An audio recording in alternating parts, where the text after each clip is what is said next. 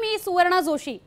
महानगरातल्या महत्त्वाच्या बातम्या आपण आज महानगरमध्ये पाहणार आहोत। सुरुवातीला बघूयात हेडलाइन्स।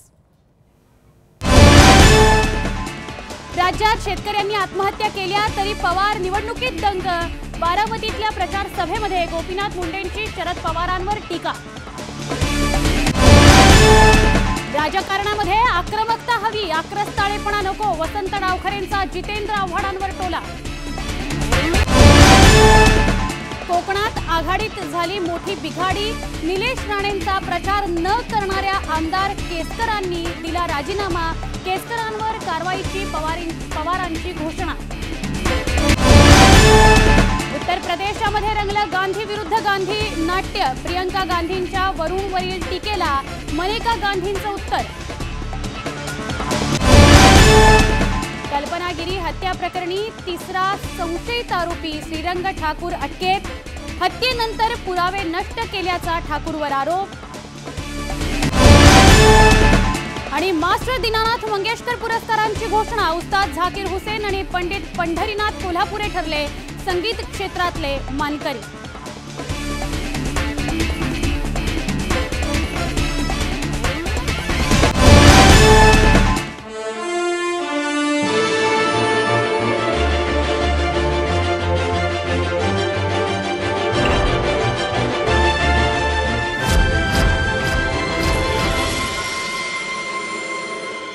बुलेटिनची सुरुवात अर्थातच आपण करणार आहोत राजकीय घडामोडींनी, कारण अर्थातच आपण बघतोय निवडणुकांचं सगळं वातावरण आहे। त्यामुळे बारामती इथं सभा घेऊन गोपीनाथ मुंडे यांनी आज शरद पवारांवर टीका केली।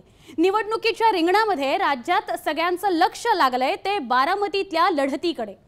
राष्ट्रीय समाज पक्षाचे नेते महादेव जानकर हे बारामतीमध्ये सुप्रिया सुळे यांच्या विरोधात लढतायत। जानकरांच्या प्रचारासाठी आज भाजप नेते गोपीनाथ मुंडे यांनी सभा घेतली। मुंडे यांनी चौफेर फटकेबाजी करताना पवारांवर टीका केली। जाणता राजा 72 शेतकऱ्यांनी माझ्या मराठवाड्यात आत्महत्या केल्या। गारपीट झाली म्हणून संसार उद्ध्वस्त झाले। माणसाला जेवायला नाही, जनावर कडब्या वाचून मरतायत। हे निवडणुकांचे खेळ खेळतात। 72 शेतकऱ्यांनी आत्महत्या केल्या। राष्ट्रवादी काँग्रेसचे सावंतवाडीचे आमदार दीपक केसरकर यांना निलेश राणेंना असहकार्य करण्याची भूमिका चांगलीच भोवली आहे। पक्षाचे अध्यक्ष शरद पवार यांनी केसरकरांवर कारवाई करण्याची घोषणा सिंधुदुर्गमध्ये केली आहे। निलेश राणे यांच्या प्रचार सभेमध्ये पवार बोलत होते, भांड्याला भांडं लागतं पण देशहितासाठी ते विसरून काम करावं लागतं असं सांगत पवारांनी केसरकर हे आमदार असल्यानं तातडीनं त्यांना पक्षातून काढता येत नाही असं सांगितलंय आणि नियमाप्रमाणे मात्र त्यांच्यावर कारवाई केलीच जाईल अशी घोषणाही केली आहे। जिल्हाध्यक्ष बाळ भिसे यांची पक्षातून हकालपट्टी करण्यात आलेली आहे।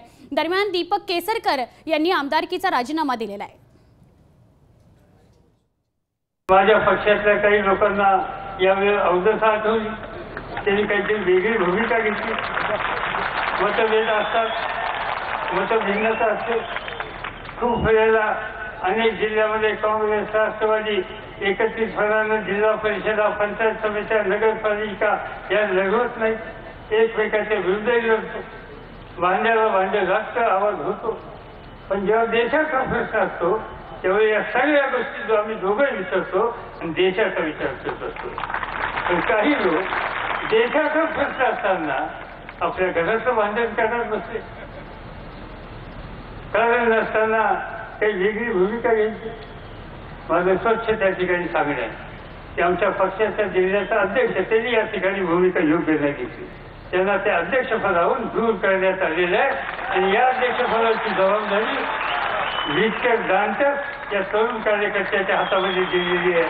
माझी खात्री आहे की त्याच्या नेतृत्वाखाली ते या ठिकाणी काम करतील। राष्ट्रवादी काँग्रेस पक्षाच्या घटनेने आमदार किंवा खासदारला एकदम काढता येत नाही, त्याला नोटीस द्यावी लागते, त्याला स्पष्टीकरण मागावं लागतं। आज मुंबईच्या आमच्या कार्यालयावरून इथे जे आमदार आहेत ते चौकटीच्या बाहेर जात आहेत, पक्षाच्या धोरणाची सुसंगत पावलं टाकत नाहीत। त्यांनी सांगितलं मी विरोधी काम करणार नाही पण बाजूनी करणार नाही, ही गोष्ट आम्हाला मान्य नाही। एकदा आघाडी झाली तर बाजूनी काम केलंच पाहिजे आणि जो करत नसेल त्या संबंधीची भूमिका ही निश्चितपणाने घ्यावी लागेल आणि मग त्या संबंधीची कारणे दाखवावी होती की त्याला पाठवण्याच्या संबंधीचा निकाल घेतलाय, त्यांचं स्पष्टीकरण आल्याच्या नंतर या बाबतीत पुढची काही पावलं टाकायची ती टाकली जातील. निवडणुकांच्या या रणधुमाळीमध्ये ठाण्यामध्ये काय घडतंय आपण पाहूया. ठाण्याच्या राजकारणामध्ये जितेंद्र आव्हाड आणि वसंत डावखरे यांच्यातलं वैर हे सर्वश्रुत आहे. या निवडणुकीमध्ये डावखरेंनी पहिल्यांदाच जितेंद्र आव्हाड यांना टोला लगावलेला आहे. वसंत डावखरे यांनी आक्रमकता हवी पण आक्रस्ताळेपणा नको अशा शब्दांमध्ये कार्याध्यक्ष जितेंद्र आव्हाड यांना टोला लगावलाय. जय महाराष्ट्रला दिलेल्या एक्सक्लुझिव्ह मुलाखतीमध्ये त्यांनी हे वक्तव्य केलंय.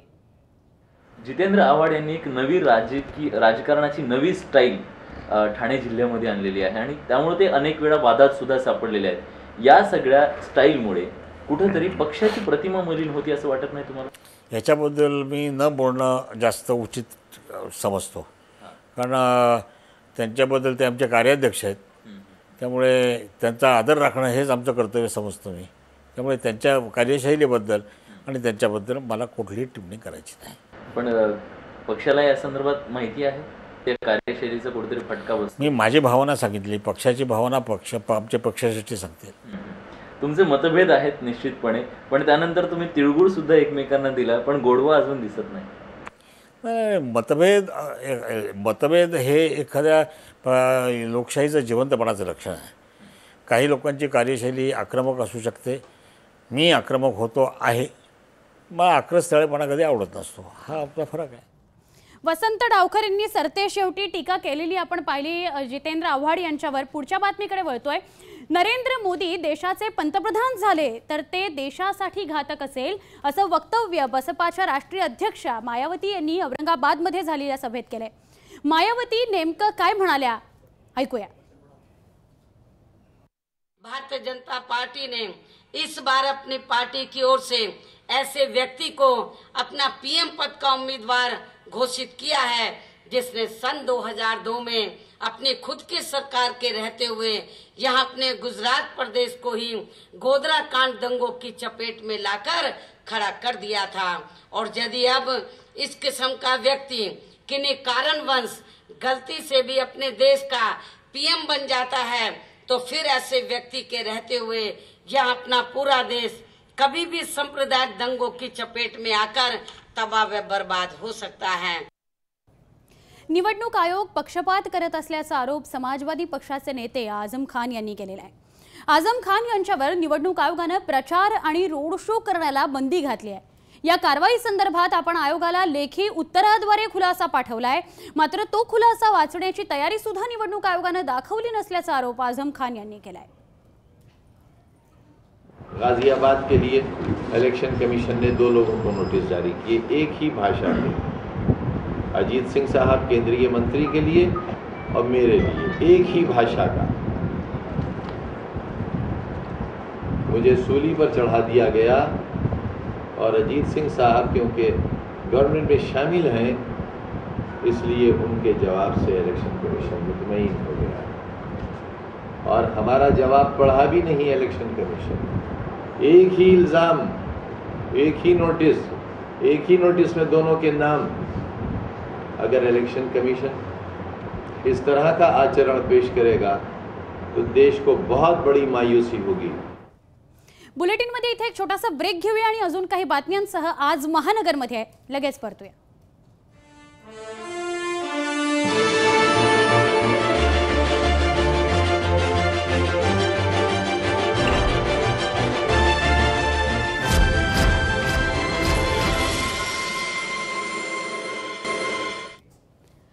राष्ट्रवादी काँग्रेसच्या नेत्या सुप्रिया सुळे यांच्या कुटुंबाने आज बारामतीमध्ये प्रचार केला. बारामती मतदारसंघातल्या नांदेड गावामध्ये त्यांनी प्रचार सुरू केला. सुप्रिया सुळे यांचे पती सदानंद सुळे, मुलगी रेवती आणि मुलगा विजय हे पहिल्यांदाच प्रचारामध्ये उतरलेले पाहायला मिळाले. 2 दिवसांपूर्वी अजित पवार यांचा मुलगा पार्थ हा देखील उस्मानाबादमध्ये प्रचार करताना दिसला होता. या निमित्ताने पवार यांची तिसरी पिढी राजकारणामध्ये आता दिसून येते आहे.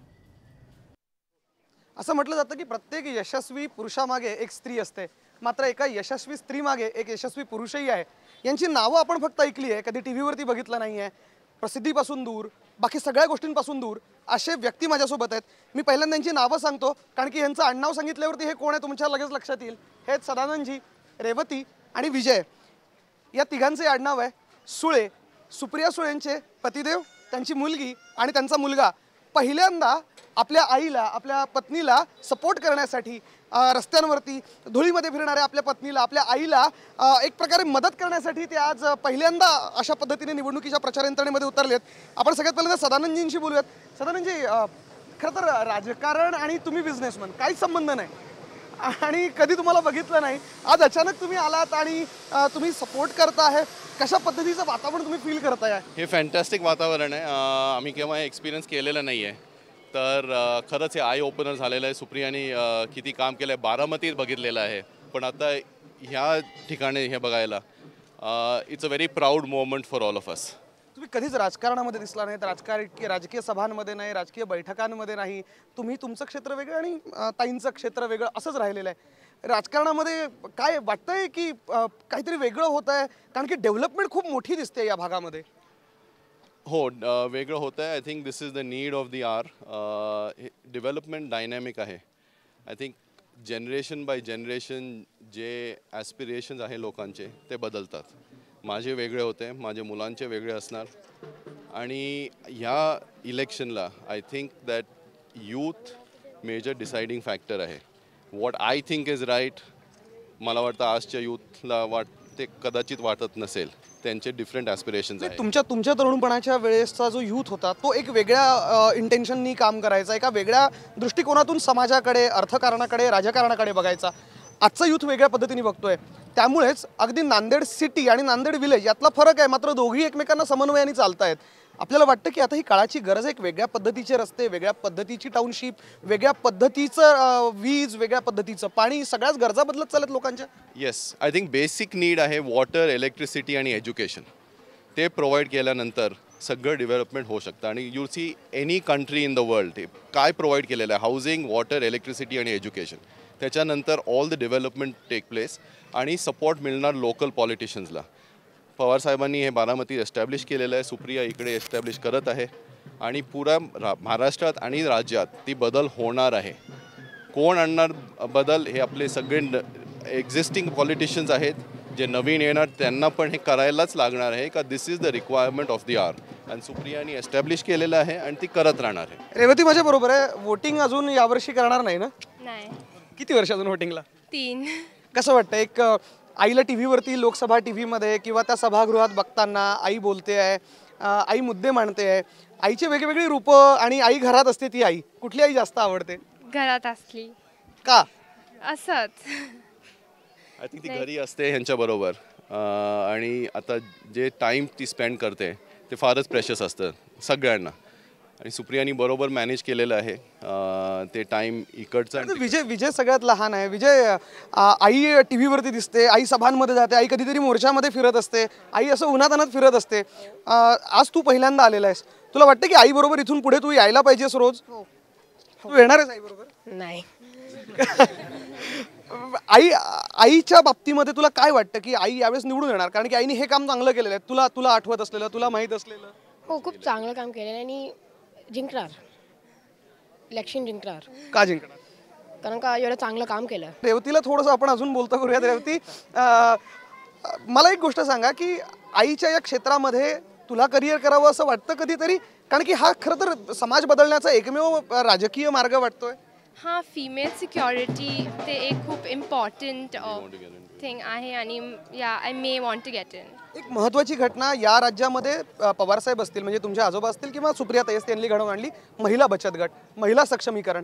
वाटतं की आता खरंच गरज आलेली आहे महिलांना स्पेशली इम्पॉवर करायची? हो, आलेली आहे. सुळेजी, एक शेवटचा प्रश्न आपल्याला. ताई खरं तर अत्यंत धकाधकीच्या आयुष्यात असतात, खूप वेगळ्या जगामध्ये त्या असतात. अशा वेळेस समन्वय कसा साधला जातो, कसा चॅट? कारण की या सगळ्यांच्या चेहऱ्यावरती बघून तर वाटतं की ते आई म्हणून जास्त सक्सेस वाटतायत. नाही, I think we are there to support one another. Supriya and me obviously, and I think my biggest supporters are my 2 children. दोघांचे. I think that we are all one at one unit at home, and I think we all work together, and I think it's fantastic. We are her support, she is our support, and this is all for success at the end of the day. हा कुटुंबाचा photo आपण बघू शकता. हे कधीच बघितलं नसेल. एका वेगळ्या क्षेत्रातली दोन माणसं एकत्र येत आहे. विचार मात्र एक आहे, विकासाचा. आता सदानंदजी बोलले तो पण विकास होता, हा पण विकास आहे. हा वेगळ्या पद्धतीतून, हा वेगळ्या माध्यमातून, हा समन्वय आहे या दोघा नवरा बायकोंच्या मधला, त्यांची मुलं आणि हे कुटुंब असंच विकासाच्या दृष्टीने पुढे जाईल. कारण की निवडणुका आहेत आणि निवडणुकांमध्ये यश असंच पुढे चालू राहील. सुप्रिया सुळे असतील, त्यांचं कुटुंब असेल, या सगळ्यांना एक वेगळा दृष्टिकोन मिळालेला आहे. हा दृष्टिकोन कदाचित त्यांच्या या सगळ्या कार्यकर्त्यांच्या माध्यमातून त्यांना इम्प्लिमेंट करता येईल. नांदेड सिटी, नांदेड विलेज हे जे पुण्याच्या आजूबाजूचं गाव आहे, हा खरं तर समन्वयाचा धागा म्हटलं पाहिजे. साध्या सोप्या पद्धतीने सांगायचं म्हणजे तिसरी पिढी पवारांची आपल्याला प्रचारामध्ये उतरलेली दिसते. आपण अजून काही बातम्यांकडे वळूया, मात्र त्याआधी एक छोटासा ब्रेक.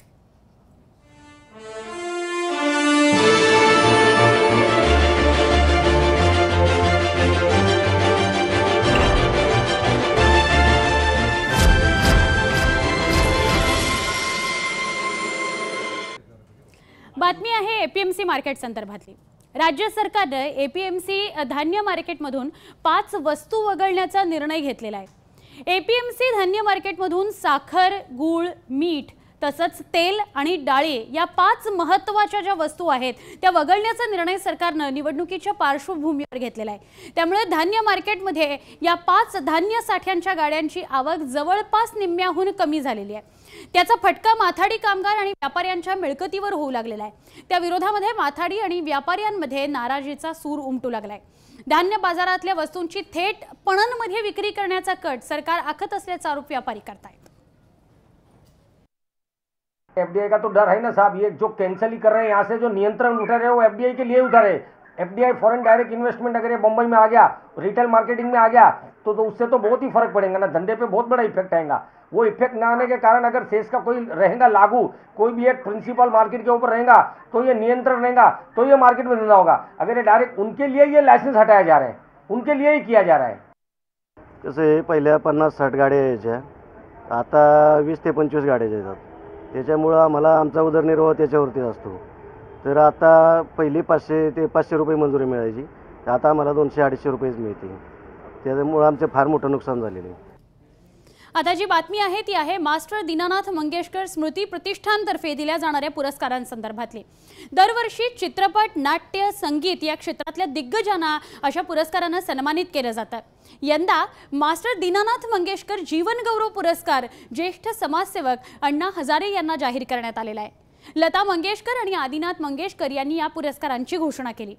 यावेळी भारतीय सिनेमातल्या महत्त्वपूर्ण योगदानाबद्दल ऋषी कपूर यांना सन्मानित करण्यात येणार आहे.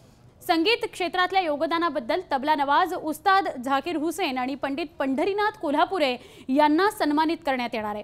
त्याचवेळी सर्वोत्कृष्ट नाटकाचा पुरस्कार छापा काटा या नाटकाला जाहीर झालेला आहे. चित्रपट, नाट्य, टेलिव्हिजन क्षेत्रात छाप उमटवणारे शिवाजी साटम यांना सुद्धा विशेष पुरस्कारानं सन्मानित केलं जाणार आहे. तर साहित्य क्षेत्रातल्या वाग्विलासिनी पुरस्कारासाठी ज्येष्ठ साहित्यिक डॉक्टर आनंद यादव यांच्या नावाची घोषणा करण्यात आलेली आहे. पत्रकारितेसाठी आनंद दीक्षित आणि प्रकाश बाळ यांना पुरस्कार जाहीर झालेला आहे.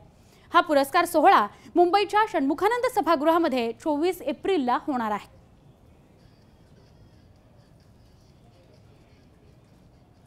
मास्टर दीनानाथ मंगेशकर विशेष जीवन गौरव पुरस्कार is the legendary social activist Shri Anna Hazare, Master Dinanath Mangeshkar with Vishesh Paritoshik. This year it is to somebody again, I think, who is a part of our life, who has been a part of our life for decades. Somebody I think who's very dear to all of us, Shri Rishi Kapoor. This year we have 2 awardees for the Master Dinanath Mangeshkar Puraskar for music. One, as I said, is Ustad Zakir Hussain Khan Sahab, and the other is a very senior and a legendary classical vocalist called Pandit Pandharinath Kolhapure. Mangeshkar कुटुंबियांकडून दरवर्षी हे पुरस्कार दिले जातात. अनेक वर्ष ही परंपरा जी आहे ती सुरू असलेली आपण पाहतोय. यावेळेला विशेष आकर्षण म्हणजे अण्णा हजारे यांना जीवन गौरव पुरस्कार दिला जातो आहे. या बातमीसह या बुलेटिनमध्ये म्हणजेच आज महानगरमध्ये आपण इथेच थांबतोय. तुम्ही पाहत राहा जय महाराष्ट्र, थेट, अचूक, बिनधास्त.